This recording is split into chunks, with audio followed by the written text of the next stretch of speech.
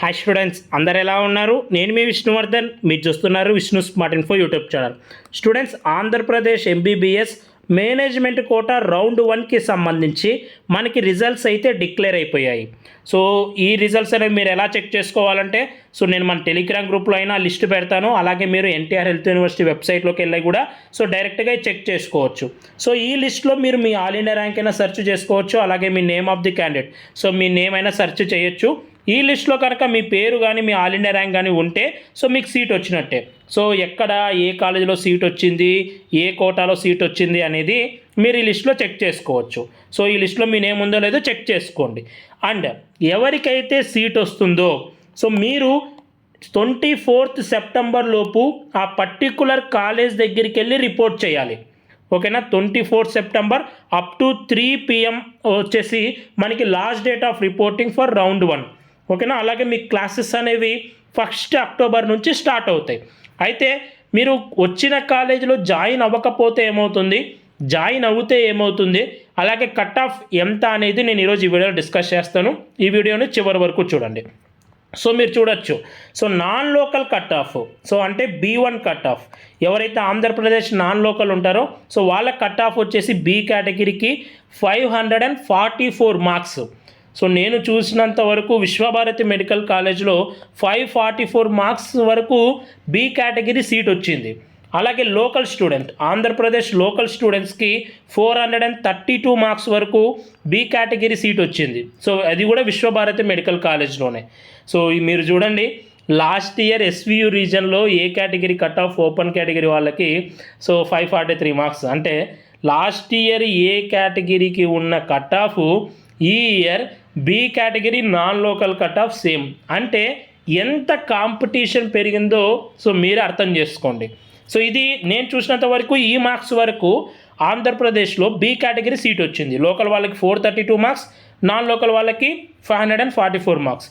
As యూజువల్గా ఎప్పటిలాగానే round 1లో cut off అనేది హై ఉంటుంది. ఇంకా కౌన్సిలింగ్ అనేది పోగా ఇంకా దాదాపు ఒక 15 to 20 మార్క్స్ తగ్గచ్చు. లోకల్ వాళ్ళకైతే ఇంకా 15 to 20 మార్క్స్ కట్ ఆఫ్ అనేది తగ్గుతుంది అని నేను అనుకుంటున్నాను. ఎనీవే మనం చూడాలి. అండ్ ఎవరికైతే సీట్ వచ్చిందో వాళ్ళు 24 సెప్టెంబర్ లోపు కాలేజ్ దగ్గరికి వెళ్ళి రిపోర్ట్ చేయాలని చెప్పాను కదా. ఇప్పుడు మీకు సీట్ వచ్చింది, మీరు కాలేజీకి వెళ్ళి 24 సెప్టెంబర్ లోపు ఫిజికల్గా రిపోర్ట్ చేశారు. ఫిజికల్గా రిపోర్ట్ చేయడము అంటే ఏంటంటే అర్థము, మీరు కాలేజ్ దగ్గరికి వెళ్ళాలి. మీ డాక్యుమెంట్స్ అన్నీ సబ్మిట్ చేయాలి.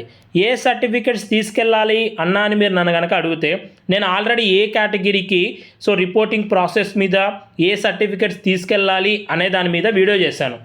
మీరు మన ఛానల్లోకి వెళ్ళి ఆ వీడియోని చూడండి. ఓకేనా? నేను దాంట్లో చెప్పాను ఏ సర్టిఫికెట్స్ తీసుకెళ్ళాలి అన్నది. సేమ్ బి కేటగిరీకి కూడా అంతే. అయితే మీరు బి కేటగిరీ అప్లికేషన్ ఫామ్ పెట్టింటారు కదా ఎన్టీఆర్ హెల్త్ యూనివర్సిటీలో కౌన్సిలింగ్కి అప్లై చేసేటప్పుడు, ఆ అప్లికేషన్ ఫామ్ అనేది డౌన్లోడ్ చేసుకోవాలి. ఇంకా రిమైనింగ్ డాక్యుమెంట్స్ ఆల్మోస్ట్ సేమ్ ఉంటుంది. మీరు ఫస్ట్ ఏం చేయాలంటే యూనివర్సిటీ వెబ్సైట్లోకి వెళ్ళి, దాదాపు బి కేటగిరీ వాళ్ళైతే 25,000. మీరు ఫస్ట్ వెబ్సైట్లోకి వెళ్ళి లాగిన్ అయ్యి మీరు ఆ 25,000 యూనివర్సిటీ ఫీ పే చేయాలి. యూనివర్సిటీ ఫీ పే చేసిన తర్వాత మీకు ప్రొవిజనల్ అలాట్మెంట్ లెటర్ అనేది డౌన్లోడ్ అవుతుంది. ప్రొవిజనల్ అలాట్మెంట్ ఆర్డర్ అనేది మీకు డౌన్లోడ్ అవుతుంది. ఆ అలాట్మెంట్ ఆర్డర్తో పాటు నేను చెప్పిన ఆ సర్టిఫికెట్స్ అన్నీ మీరు తీసుకొని కాలేజ్ దగ్గరికి వెళ్ళాలి. Original certificates plus xerox 3 sets, అలాగే మీ పాస్పోర్ట్ సైజ్ ఫొటోస్ ఒక 10. అయితే ఈ యూనివర్సిటీ ఫీ అనేది నాన్ రీఫండబుల్. వన్స్ మీరు కట్టిన తర్వాత మళ్ళీ వెనక్కి రాదు. ఇది గుర్తుపెట్టుకోండి. ఆ డాక్యుమెంట్స్తో పాటు ఫీ.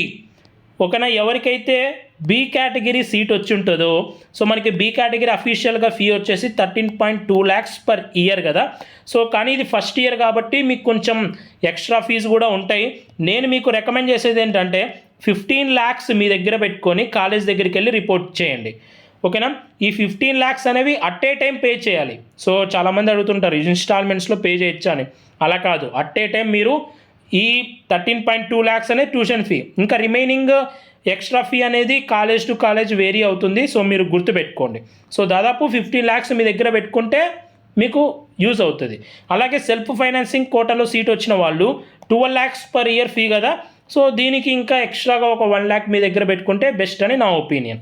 ఓకేనా? యూనివర్సిటీ ఫీ పే చేసిన తర్వాత మళ్ళీ ఈ ఫీ, ఇది గుర్తుపెట్టుకోండి. ఈ డాక్యుమెంట్స్ అలాగే ఈ ఫీ అనేది ఎలా పే చేయాలి అంటే ఫస్ట్ మీరు కాలేజ్ దగ్గరికి వెళ్ళండి.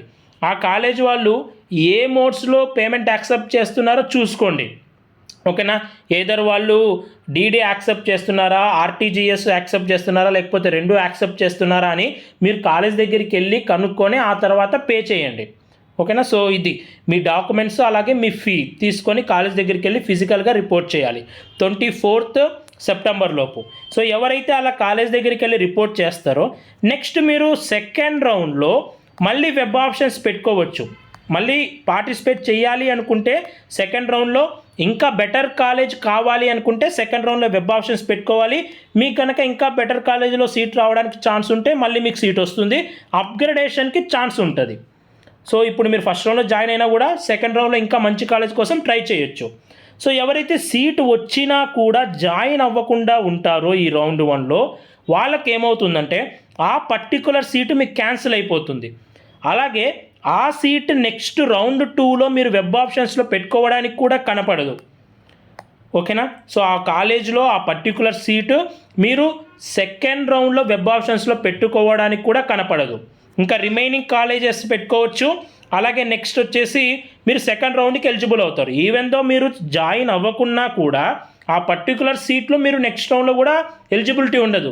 కానీ రిమైనింగ్ కాలేజెస్కి మీరు సెకండ్ రౌండ్లో ఆప్షన్స్ అనేవి పెట్టుకోవచ్చు, మీరు సెకండ్ రౌండ్కి ఎలిజిబుల్ అవుతారు. సో ఇది గుర్తుపెట్టుకోండి, ఇది జాయిన్ అవుతే జాయిన్ అవ్వకపోతే పరిస్థితి. అండ్ ఇంత కట్ ఆఫ్ అనేది సో రిజల్ట్స్ అయితే వచ్చేసాయి. సో సీట్ వచ్చిన వాళ్ళందరికీ నా తరపు నుంచి హార్ట్లీ కంగ్రాచులేషన్స్. ఇది లేటెస్ట్గా వచ్చిన వీడియో. ఓకేనా, అప్డేట్. సో ఈ వీడియో మీ అందరూ నచ్చితే లైక్ చేయండి. ఇలాంటి మరెన్నో అప్డేట్స్ మీరు మిస్ అవ్వకూడదు అనుకుంటే మన ఛానల్ని సబ్స్క్రైబ్ చేయండి. Thank you so much for watching. Have a great day.